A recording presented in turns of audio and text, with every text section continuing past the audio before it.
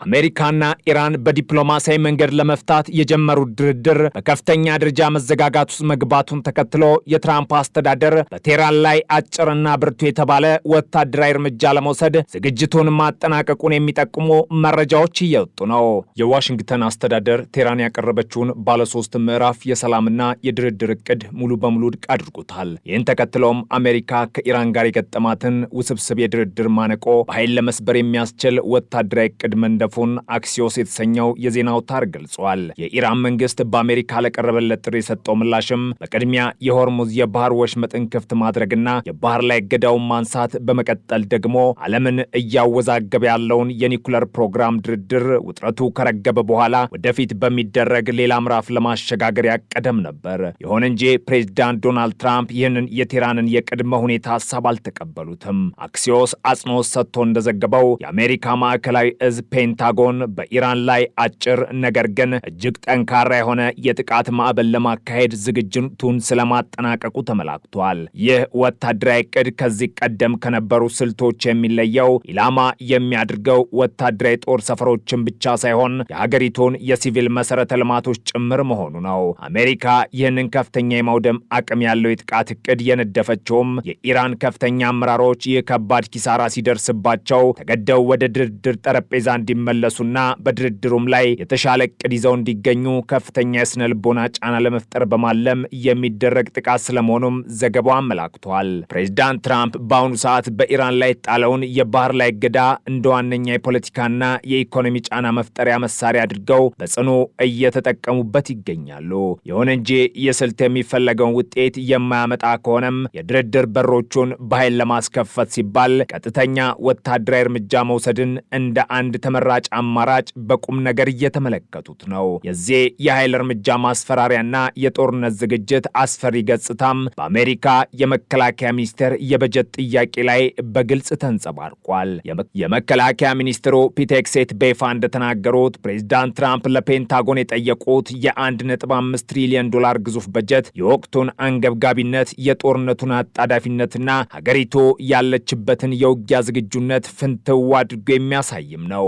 የታሪካዊ በጀት ጥያቄ አሜሪካ ለከፍተኛ ጦርነት እየተዘጋጀች መሆኗን የሚያመላክት ነው የሚሉ አስተያየት ሰጪዎችም በርካታ ናቸው። ሄግሴት አክለውም በዚህ ወሳኝ የህልውናና የጥቅም ግጭት ወቅት አሜሪካን የማይረዱ አጋር ሀገራት መዘዙን የሚጋፈጡ ይሆናል በማለት ከባድ ዲፕሎማሲያዊ ማስጠንቀቂያም አስተላልፏል። የማስጠንቀቂያ አሜሪካ በኢራን ላይ ለምታደርገው ጫና ዓለም አቀፍ ትብብርን በኃይልም ቢሆን ለማምጣት ያላትን ጽኑ ቁርጠኝነት የሚያሳይ ነው። የዓለም አቀፉ የንግድና የኢነርጂ ደም ስር የሆነው የሆርሙዝ የባህር ወሽመጥ በዚህ ሁሉ የፖለቲካ ንትርክ መሃል በሚያስፈራ የጸጥታ ድባብ ውስጥ ተውጧል። ከዓለም ነዳጅና የተፈጥሮ ጋዝ አቅርቦት ውስጥ 1/5ኛውን የሚያስተላልፈው ይኸው ስትራቴጂካዊ የባህር መስመር ዛሬ ላይ የጭንቀትና የፍርሃት ማዕከልም ሆኗል። የወጡ የባህር ላይ ትራፊክ መረጃዎች እንደሚያሳዩት ባለፉት 24 ሰዓታት ውስጥ ብቻ በዚህ የባህር ወሽመጥ ያቋረጡት መርከቦች ቁጥር 6 ብቻ ናቸው።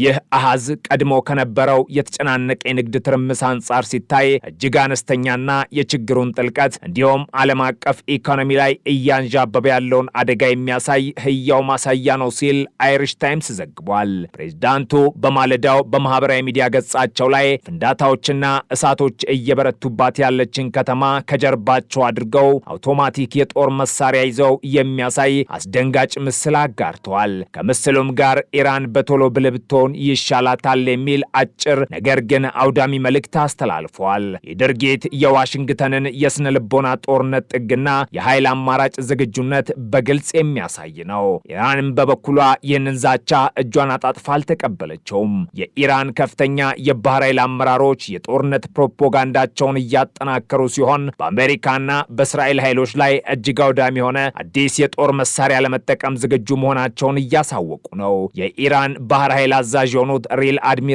ሻህራም ኢራኒ ባደረጉት ንግግርም ይህ አዲስ መሳሪያ ቀደም ሲልም በጠላት ኃይሎች አቅራቢያ በተጠንቀቅ መሆኑን አረጋግጠዋል።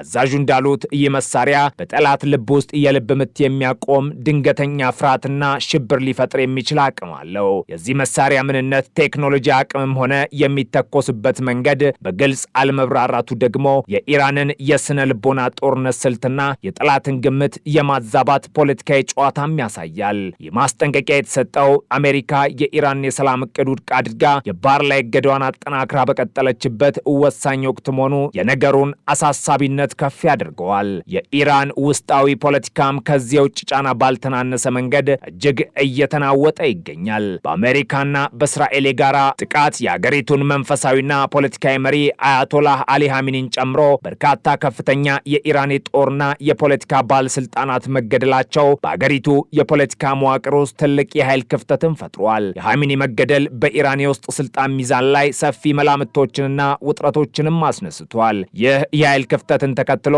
የኢራን ፓርላማ አፈ ጉባኤ የሆኑትና ከመካከለኛው ምስራቁ ጦርነት ጀምሮ እንደ ዋነኛ የአገሪቱ የፖለቲካ መሪ እየወጡ ያሉት መሐመድ ባገር ቃሊባፍ አሜሪካ በኢራን ላይ የከፈተችው የባህር ላይ እገዳና ወታደራዊ ጫና ዋነኛ ዓላማው ሀገሪቱን ከውስጥ ማፈራረስ ነው በማለት በብሔራዊ ቴሌቪዥን ቀርበው አስጠንቅቋል። በአሜሪካና ኢራን መካከል በተደረገው ብቸኛና ቀጥተኛ የድርድር ዙር ላይ ዋና ተደራዳሪ የነበሩት ጋሊባፍ እንዳሉት ፕሬዚዳንት ትራምፕ ኢራናውያንን በአክራሪና በለዘብተኛ ጎራ በመክፈል በኢኮኖሚ ማዕቀብና በባህር ላይ እገዳ አማካኝነት የውስጥ ብጥብጥ ፈጥሮ ኢራን እጅ እንድትሰጥ የማድረግ የተንኮል ስልት እየተከተሉ ነው ብለዋል። ጠላት ወደ አዲስ ምዕራፍ ተሸጋግሯል ያሉት ጋሊባፍ በባህር ላይ እገዳና በሚዲያ ዘመቻ አማካኝነት የኢኮኖሚ ጫናንና የውስጥ መከፋፈልን በማንቃት ከውስጥ እንድንፈራርስ እየሰራ ነው ሲሉ ጋሊባፍ አስረድተዋል። ለዚህ የህሉና አደጋ ብቸኛው መፍትሄ ብሔራዊ አንድነትን መጠበቅ መሆኑንም አበክሮ አሳስበዋል። በዚህ ውስብስብ ጂኦፖለቲካዊ ፍልሚያ ውስጥ አሜሪካ በኢራን ላይ የምታደርገውን የኢኮኖሚ ማነቆ ይበልጥ ለማጥበቅና የዓለምን የንግድ መስመር ለመክፈት አዲስ ዓለም አቀፍ ወታደራዊና የባህር ኃይል ጥምረት በመፍጠር ላይ ትገኛለች። ዎል ስትሪት ጆርናል በቅድሚያ ያወጣውና ሮይተርስ የዜና ወኪል የተመለከተው የአሜሪካ የውጭ ጉዳይ ሚኒስትር ሚስጥራዊ የዲፕሎማሲ ሰነድ እንደሚያሳየው የውጭ ጉዳይ ሚኒስትሩ ማርኮ ሩቢዮ የባህር ላይ ነጻነት አወቃቀር የተሰኘ አዲስ ዓለም አቀፍ የባህር ላይ ጥበቃ ጥምረት እንዲመሰረት አጽድቀዋል። በሚያዝያ ወር መገባደጃ ላይ የተጻፈው ይህ ሰነድ ጥምረቱን የውጭ ጉዳይ ሚኒስተሩና ፔንታጎን በጋራ ያቀረቡት ስትራቴጂካዊ ተነሳሽነት መሆኑንም ይገልጻል። ሰነዱ በግልጥ እንዳስቀመጠውም የአወቃቀር ከግጭት በኋላ በመካከለኛው ምስራቅ አዲስ የባህር ላይ ደህንነት ስርዓት ለመገንባት ለረጅም ጊዜ የኢነርጂ ደህንነትን ለማረጋገጥ ወሳኝ የሆነው የባህር ላይ መሰረተ ልማቶችን ለመጠበቅና በወሳኝ የባህር መስመሮች ላይ የመርከብ ጉዞ ነጻነትን ለማስጠበቅ ወሳኝ እርምጃ ነውም ተብሎለታል። የዚህ ጥምረት አሰራር እጅግ የተዋቀረ ሲሆን በውጭ ጉዳይ ሚኒስቴር የሚመራው ክፍል ከአጋር ሀገራትና ከዓለም አቀፉ የንግድ መርከብ ኢንዱስትሪ ጋር ያለውን የዲፕሎማሲና የመረጃ ልውውጥ ግንኙነት ሲመራ፣ በፍሎሪዳ ከሚገኘው የፔንታጎን ማዕከላዊ እዝ የሚንቀሳቀሰው ወታደራዊ አካል ደግሞ የንግድ መርከቦችን የዕለት ተዕለት እንቅስቃሴ በመቆጣጠር በቀጥታ ትዕዛዝና ጥበቃም የሚሰጥ ይሆናል። የአሜሪካ ኤምባሲዎች ይህንን ጥሪ ለአጋር ሀገራት እስከ ግንቦት 1 ድረስ በአካል ቀርበው እንዲያሳውቁ ጥብቅ መመሪያ የተላለፈ ሲሆን ሩሲያን፣ ቻይናን፣ ቤላሩስን፣ ኩባንና ሌሎች የአሜሪካን ተቀናቃኝ ሀገራት ግን ከዚህ የጥምረት ጥሪና መረጃ ልውውጥ ሂደት ሙሉ በሙሉ አግልሏቸዋል። አሜሪካ ለጥምረቱ አጋር ሀገራት ያቀረበችው ጥሪ ግዴታን የሚጭን ሳይሆን ሀገራቱ በዲፕሎማሲ መረጃ በማካፈል ማዕቀብ በማስፈጸም ወይም የባህር ኃይሎቻቸውን በመላክ የየራሳቸውን አስተዋጽኦ እንዲያደርጉ የሚያበረታታ ነውም ተብሏል። በማንኛውም ደረጃ የሚደረግን ተሳትፎ እንቀበላለን ያለችው አሜሪካ ሀገራቱ አሁን ካሉባት ቀጠና የባህር ላይ ግዴታዎች ውጪ ኃይሏን እንድታመጣ አንጠብቅም ሲል ሰነዱም ያብራራል። ይህ የባህር ላይ ነጻነት አወቃቀር ፕሬዝዳንቱ ከሚከተሉት የከፍተኛ ጫና ዘመቻና አሁን እየተካሄደ ካለው ድርድር የተለየ ራሱን የቻለ ተቋማዊ አሰራር መሆኑንም ሰነዱ ያትታል። ይህ በዋሽንግተንና በቴህራን መካከል ያለው ጦርነት አፋፍ ላይ ቆመ ውጥረት በአሜሪካ የውስጥ ፖለቲካ ውስጥም ከፍተኛ መነጋገሪያና የክርክር ርዕስ ሆኗል። በምክር ቤቱ የውጭ ግንኙነት ኮሚቴ ውስጥ ያሉ ከፍተኛ የዲሞክራት ፓርቲ አባላት የትራምፕ አስተዳደር ከኢራን ጋር ስላለው ድርድርና ስትራቴጂ ግልጽነት እንዲኖረው አጥብቀው እየጠየቁ ነው። የኮሚቴው ከፍተኛ አባል የሆኑት ተወካይ ግሪጎሪ ሚክስ መርተው ለውጭ ጉዳይ ሚኒስተር ማርኮ ሩቢዮና ለኮሚቴው ሊቀመንበር ብሪያን ማስት በላኩት ጥብቅ ደብዳቤ አስተዳደሩ አሁን ስላለው የድርድር ሂደት አስቸኳይና አጠቃላይ ማብራሪያ ለኮንግረሱ እንዲሰጥ ጠይቀዋል። ዲሞክራቶቹ በደብዳቤያቸው ላይ ይህ የተኩስ አቁም ከሳምንታት አደገኛ ጦርነትና ተደጋጋሚ ግጭት በኋላ ለዲፕሎማሲ ቦታ ለመፍጠር የታሰበ ቢሆንም ለአሜሪካና ለአጋሮቿ ትልቅ ስትራቴጂካዊ ወታደራዊና ኢኮኖሚ አንድምታም አለው። ሆኖም ኮንግረሱ ስለ አስተዳደሩ የድርድር ዓላማዎች፣ በውይይት ላይ ስላሉት ሀሳቦች ይዘት ወይም ወደ ዘላቂ ስምምነት አሊያም ወደ አዲስ ጦርነት ስለሚወስዱት መንገዶች ምንም አይነት መረጃ አልተቀበለም በማለት የትራምፕን አስተዳደር ድብቅነት በጽኑ ተችተዋል። ሕግ አውጪዎቹ አክለውም ድርድሩ በኢራን የኒውክለር ፕሮግራም፣ በማዕቀብ ማንሳት፣ በቀጠናዊ ደህንነትና የዓለም የኢነርጂ አቅርቦት ማነቆ በሆነው የሆርሙዝ ባህር ወሽመጥ የመርከብ ጉዞ ላይ ያተኮረ መሆኑን የሚጠቁሙ መረጃዎች መኖራቸውን ጠቅሰው ነገር ግን ድርድሩ እስካሁን ምንም አይነት ስምምነት ላይ አለመድረሱ የጉዳዩን አጣዳፊነት እንደሚያሳይና አስተዳደሩ ቀጣይ እርምጃዎችን ሲያስብ የምክር ቤቱ አባላት ሙሉ መረጃ ሊኖራቸው እንደሚገባ አሳስበዋል። የዚህ ሁሉ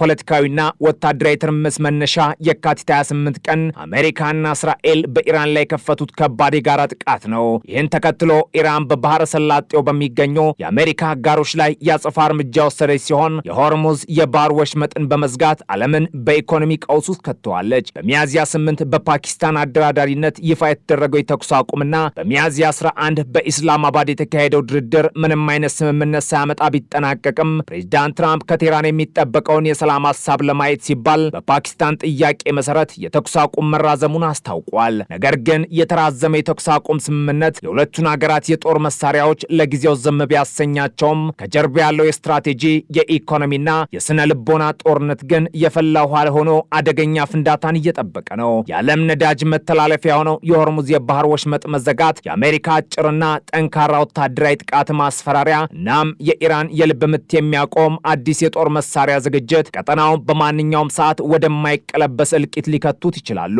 ይህ በድርድር ጠረጴዛና በጦር ሜዳ መካከል የሚደረገው ጂኦፖለቲካዊ ውጥንቅጥ ጊዜያዊ ጸጥታው አውዳሚ ማዕበል ከመምጣቱ በፊት የሚታዩ አታላይ እርጋታ ሊሆን እንደሚችል ግልጽ ማሳያ ነው። ዓለምም ይህንን የሞትና የሕይወት ፍልሚያ በከፍተኛ ፍርሃትና ስጋት ውስጥ ሆኖ እየተመለከተው ይገኛል።